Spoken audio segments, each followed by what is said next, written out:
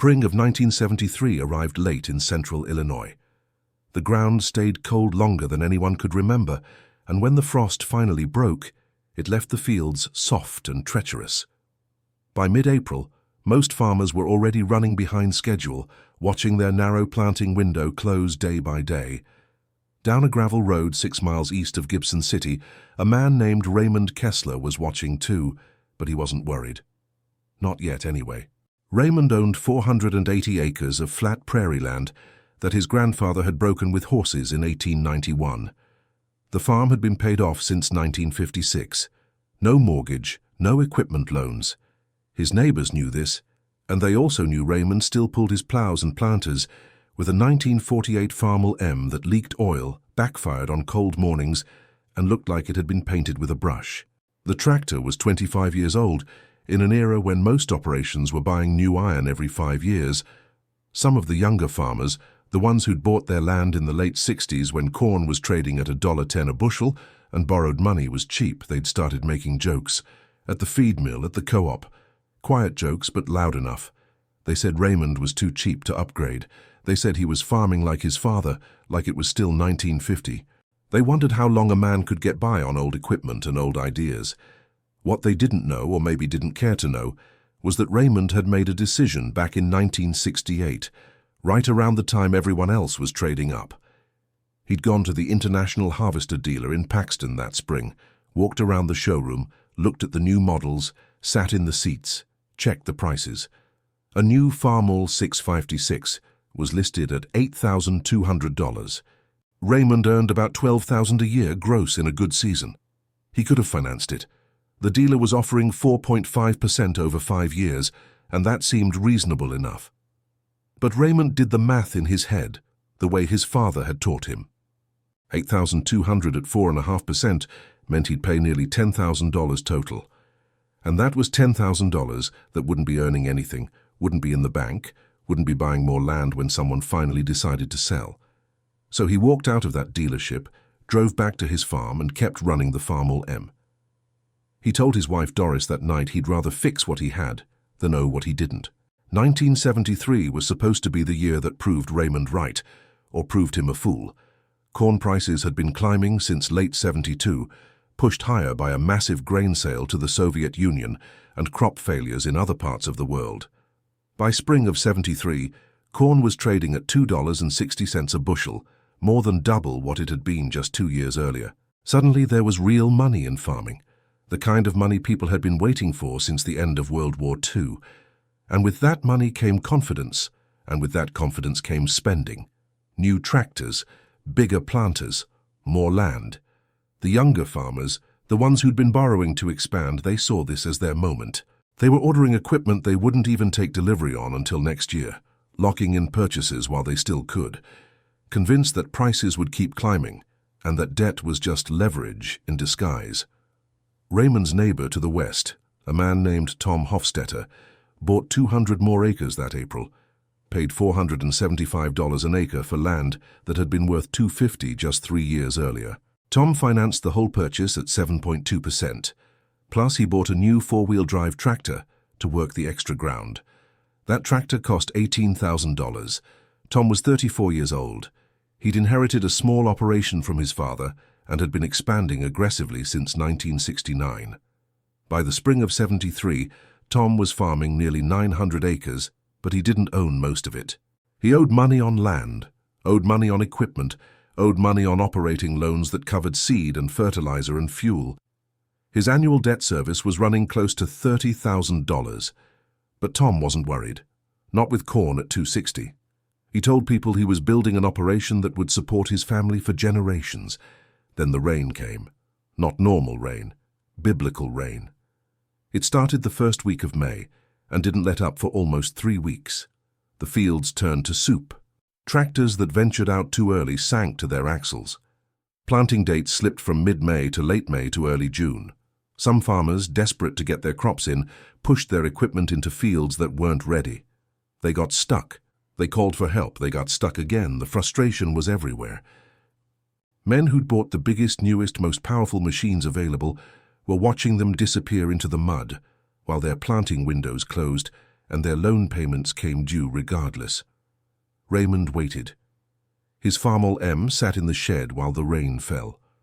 Doris asked him twice if he was going to try, and both times he said no.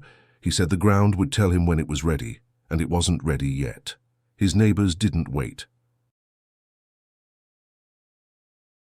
Tom Hofstetter was out there the last week of May with his new four-wheel drive, trying to get his beans planted. He made it halfway across his northwest 40 before the tractor started sinking. The front wheels dug in first, then the rears. Tom tried to back out, but the mud held him. He radioed for help, and 2 other farmers brought their tractors over to pull him free. They hooked chains to the frame and pulled. Nothing. They repositioned, pulled again. Still nothing. The big four-wheel drive was buried up to its differential, $18,000 of steel and debt, sitting motionless in a field that was supposed to make Tom's future. Word got around fast. By that evening, half the farmers in the township knew Tom Hofstetter was stuck. Some of them came out to help, bringing their own tractors, their own chains, their own ideas about leverage and angles and horsepower. They pulled for hours. They tried winches. They tried digging. They tried everything except waiting for the ground to dry, because there wasn't time to wait. Every day lost was yield lost, and yield was money, and money was how you paid back the bank. By the time the sun went down, they'd managed to free one of the tractors that had gotten stuck trying to pull Tom out, but Tom's four-wheel drive was still there, and now there was a second machine beside it, a neighbor's combine that had been brought in as a heavy anchor and had promptly sunk into the same mud. That's when someone said they should call Raymond Kessler. It was almost a joke at first. Someone laughed and said, maybe Raymond's old Farmall could do what $20,000 worth of modern equipment couldn't. But Tom was desperate enough to try anything, so he drove to Raymond's farm just after dark and knocked on the door. Raymond listened to the story, nodded and said he'd come take a look in the morning. Tom asked if Raymond thought he could help. Raymond said he didn't know, but he'd bring his tractor. The next morning, Raymond drove his Farmall M out to Tom's field. A small crowd had gathered by then, maybe a dozen farmers, all standing around the 2 stuck machines like they were viewing a body. Raymond walked the field first, testing the ground with his boots, checking the consistency, looking at the angle of the slope and the way the water had settled. Then he went back to his tractor, backed it up to a spot about 40 feet from Tom's four-wheel drive, and started letting air out of his rear tires. He dropped the pressure down to about 8 pounds per square inch, turning those old tires into big, soft balloons that would spread his weight across the mud instead of cutting down through it. Some of the watching farmers shook their heads. They said you couldn't get traction with tires that soft. Raymond didn't argue with them. He just hooked his chain to Tom's tractor and put his Farmall in low gear. The Farmall M weighed about 5,000 pounds, maybe a third of what Tom's four-wheel drive weighed. It had 40 horsepower at the belt, compared to the newer tractor's 130. On paper, there was no reason it should have been able to move that stuck machine. But Raymond understood something most of the others had forgotten. It wasn't about horsepower. It wasn't about weight. It was about contact area and steady pressure and not fighting the ground. The Farmall's soft tires floated on top of the mud, where the newer tractor's hard, aggressive tread had cut straight down to the clay. Raymond eased the throttle forward, kept the engine at a steady 1,500 RPM, and let the old tractor pull. At first, nothing happened. Then, slowly, incrementally, Tom's four-wheel drive started to move. Not fast, not dramatically. Just a steady, patient extraction, inch by inch, until the big machine was sitting on firmer ground and Tom was standing there with his mouth open. The crowd went quiet. Then someone asked if Raymond could get the combine out too. Raymond looked at it, looked at his tractor and said he'd try. He repositioned, hooked his chain to a different point on the combine's frame, let a little more air out of his tires, and pulled again. Same process. Same steady pressure. Same patient extraction. 15 minutes later, the combine was out. Raymond disconnected his chain, drove his Farmall back to the road, stopped to air up his tires, and went home. He didn't stay to talk. He didn't wait for thanks. He just did the work and left.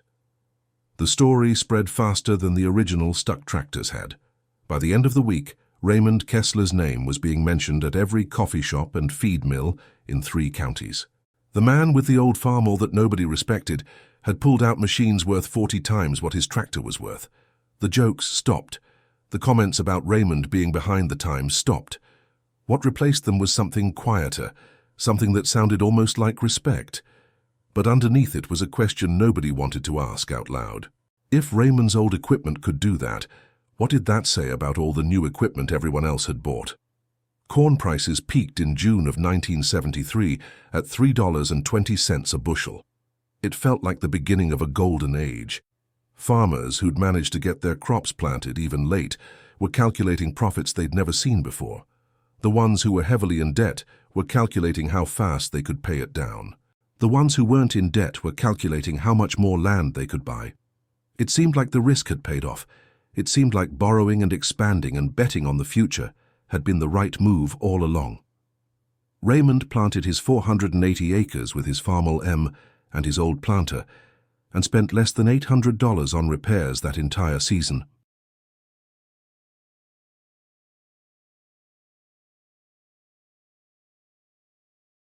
He harvested 128 bushels per acre that fall, right about average for his soil type, and sold his corn for $2.90 a bushel. After expenses, he cleared about $42,000. He put $38,000 of it in the bank. Then 1974 arrived, and the world changed. Corn prices started falling in January. By spring, they were down to $2.40. By summer, $2.10. By fall, they were back under $2 a bushel, and they kept falling. The oil embargo hit, fuel prices tripled, fertilizer prices doubled. Interest rates started climbing as inflation tore through the economy. The Federal Reserve, trying to control runaway price increases, pushed rates higher and higher. By 1975, the prime rate was 7.5%. By 1976, it was 6 3/4. By 1980, it would hit 21.5%, the highest in American history. Farmers who'd borrowed heavily in the early 70s found themselves trapped. Their revenue was falling while their costs were rising, and their debt service was exploding. The land they'd bought for $475 an acre was suddenly worth $300, then $250, then less. They couldn't sell without taking massive losses. They couldn't refinance because the banks were tightening credit. They couldn't cut costs because they'd already committed to equipment payments and land payments and operating loans. Tom Hofstetter lasted until 1977. He sold everything at auction on a cold March morning, standing in his own farmyard while strangers bid on his life's work. The four-wheel drive tractor that had gotten stuck in the mud went for $6,000, a third of what Tom had paid for it. The land went back to the bank. Tom moved to Champaign and took a job at a tire factory. He was 38 years old. He never farmed again. He wasn't alone. Across the Midwest, farms that had been in families for 3 or 4 generations were disappearing.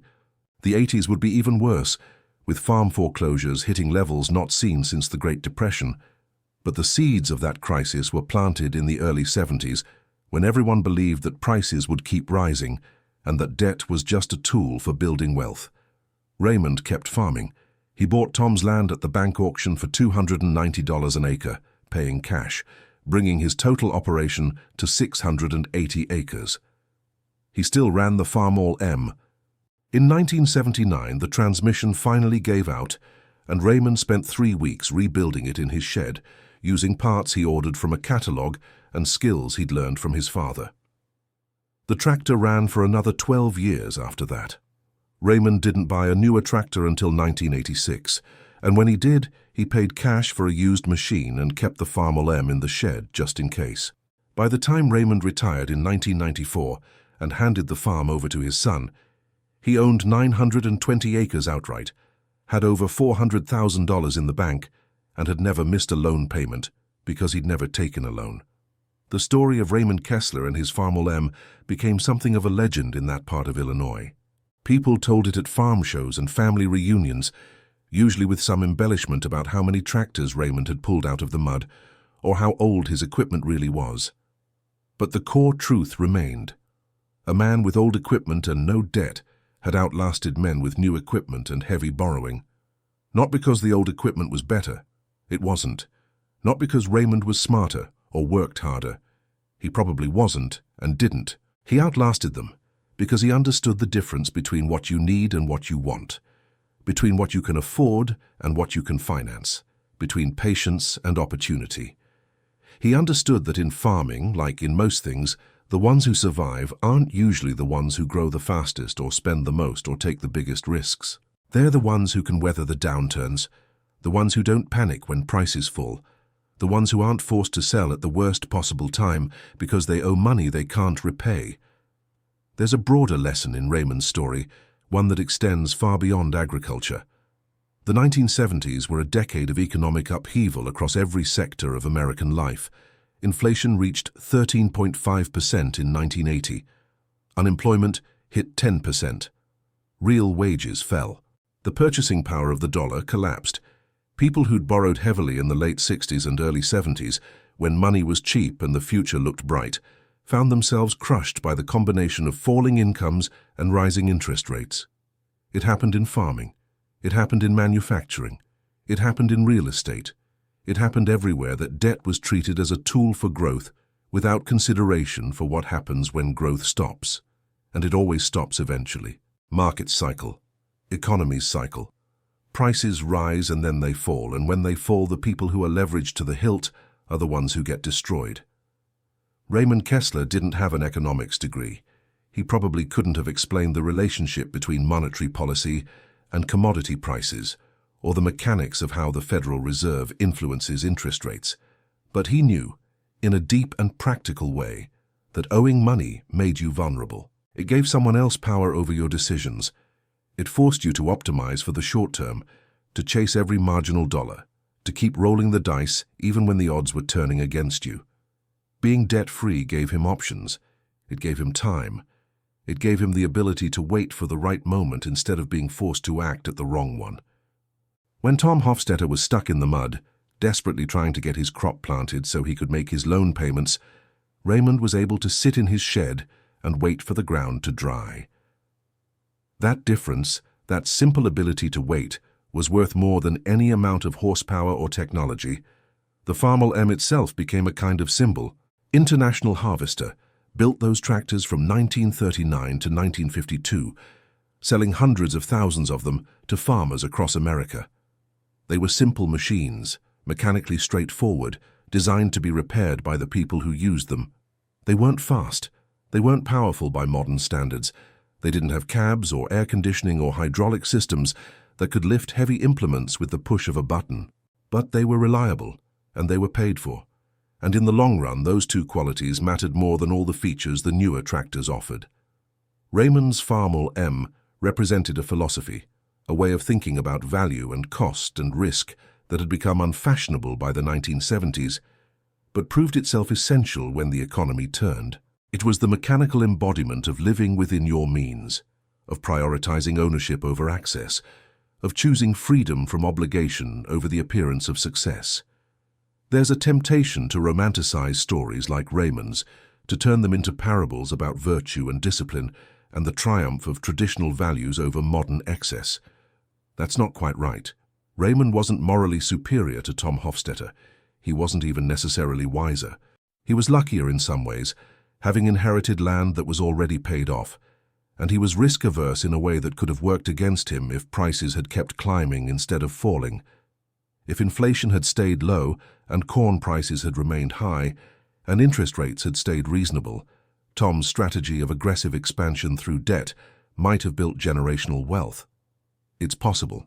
The problem is that economic conditions are fundamentally unpredictable over any meaningful timeline, and strategies that depend on everything going right are fragile in ways that only become apparent when something goes wrong. What Raymond had was resilience. His operation could survive bad years. It could survive low prices. It could survive high interest rates. It could survive all of those things happening at once, which is exactly what happened in the late 70s and early 80s. Tom's operation couldn't, not because Tom was foolish or reckless, but because his entire model was built on a set of assumptions about the future that turned out to be wrong. When those assumptions failed, he had no margin for error, no buffer, no way to absorb the shock. Raymond's margin for error was enormous because his fixed costs were so low. He could have grown half a crop and still covered his expenses. Tom needed everything to go perfectly just to break even. The American agricultural crisis of the 1980s killed more than farms. It killed communities. Small towns across the Midwest that had depended on farming for their economic base began to hollow out. Implement dealers closed. Banks failed. Main Street businesses shuttered their windows. The survivors were often the Raymond Kesslers of the world, the ones who'd resisted the pressure to expand, the ones who'd kept their debt low and their operations modest. They weren't celebrated at the time. During the boom years, they'd been seen as cautious to the point of timidity, unwilling to seize opportunities, stuck in the past. Only in retrospect did their approach look like wisdom. Only after the crash did people start asking why they'd been so quick to mock the old Farmall and so slow to question the logic of borrowing hundreds of thousands of dollars against uncertain future income. The pattern repeats. Every generation seems to rediscover the same lessons about debt and risk and the dangers of assuming that good times will last forever. The farm crisis of the 80s was followed by the savings and loan crisis, then the dot-com bubble, then the housing crisis of 2008, then the everything bubble of the 2020s. The details change, but the fundamental dynamic remains the same. Easy credit encourages people to take on obligations they can't sustain. Asset prices rise as more money chases the same assets. People extrapolate recent trends into the future and make decisions based on those extrapolations. Then something shifts, credit tightens, prices fall, and everyone who was leveraged discovers that leverage works both ways. On the way up, it amplifies gains. On the way down, it amplifies losses, and when the losses get big enough, they become permanent. Raymond Kessler died in 2003 at the age of 79. His son still farms the land, now expanded to over 1,400 acres, and still runs a Farmall M, though not the original one. That tractor sits in a machine shed, fully restored, a reminder of a time when farming was different, and the world was different. And the choices a man made about equipment carried implications that reached far beyond the fields. Visitors sometimes ask to see it, and Raymond's son shows them, tells them the story about the mud and the stuck tractors and his father's patient approach to pulling them out. He tells them about the farm crisis, about Tom Hofstetter, about all the neighbors who didn't make it through.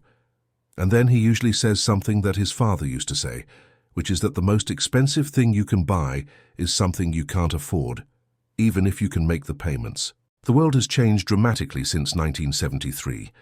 Farms are bigger now, more mechanized, more computerized. The old Farmall M couldn't do a tenth of what modern tractors can do. GPS guidance systems allow farmers to plant with precision that would have seemed like science fiction 50 years ago. Yields have doubled, efficiency has improved across every metric, but the fundamental economics haven't changed as much as people think. Debt is still debt. Interest still compounds. Markets still cycle. The farmer who can survive low prices still has an advantage over the farmer who needs high prices to stay solvent. The operation with low fixed costs still has more flexibility than the operation with high fixed costs. These are not exciting truths. They don't make for good marketing copy. They don't inspire visions of growth and expansion and building empires. But they're true, and they remain true regardless of how much technology advances or how sophisticated financial instruments become. Maybe that's the real lesson of the Farmall M, the one that transcends farming and speaks to something larger about how we approach economic decisions in general. There's always pressure to grow, to expand, to leverage every opportunity, to maximize every advantage.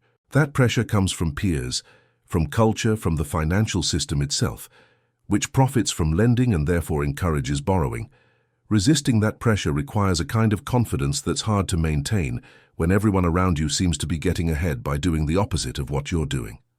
Raymond Kessler endured years of subtle mockery before his approach was vindicated. How many people have that kind of patience? How many people can watch their neighbors buy new equipment and expand their operations and appear to prosper while they stick with old machinery and conservative strategies? It takes a particular temperament, a particular set of values, a particular kind of courage. But here's the thing about that kind of courage. It's only visible in retrospect. At the time, it looks like caution, or stubbornness, or fear. Only later, after the crash, after the foreclosures, after the auctions and the bankruptcies, and the families losing everything, does it become clear that the cautious ones weren't afraid. They were prepared. They understood something essential about risk that the optimists had forgotten or never learned. They understood that the worst-case scenario is always possible, and that if you're not prepared for it, it can destroy you, regardless of how unlikely it seemed when you made your decisions. Tom Hofstetter probably thought the chance of corn prices falling back under $2 was remote. He was wrong. Raymond Kessler probably thought it was likely enough to plan for. He was right. That difference determined everything that followed. So what does this mean for us now, decades after Raymond pulled those combines out of the mud, in an economy that bears little resemblance to the agricultural Midwest of the 1970s? It means that the principles underlying Raymond's decisions are still relevant. It means that debt, no matter how cheap or how easily available, creates vulnerability. It means that the ability to weather downturns is more valuable than the ability to maximize gains during upturns. It means that what looks like an opportunity often carries hidden risks that only become visible when it's too late to avoid them.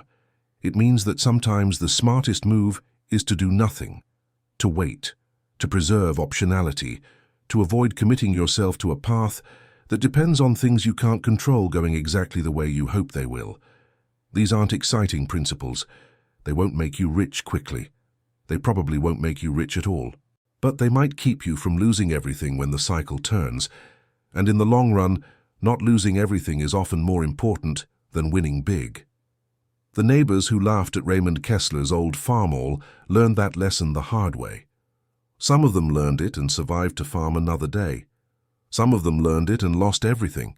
A few of them never learned it at all and spent the rest of their lives wondering why their gamble didn't pay off, why the economy didn't cooperate, why the banks wouldn't work with them.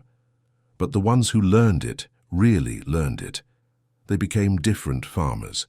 More cautious, more conservative, more like Raymond. Whether that made them better farmers is hard to say.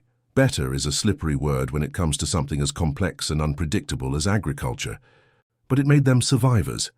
And in a business where most people eventually fail, survival counts for something. What would you have done in Raymond's position in 1968, standing in that dealership, looking at that new Farmall 656, knowing you could finance it at 4.5%? Would you have walked away? Would you have bought it?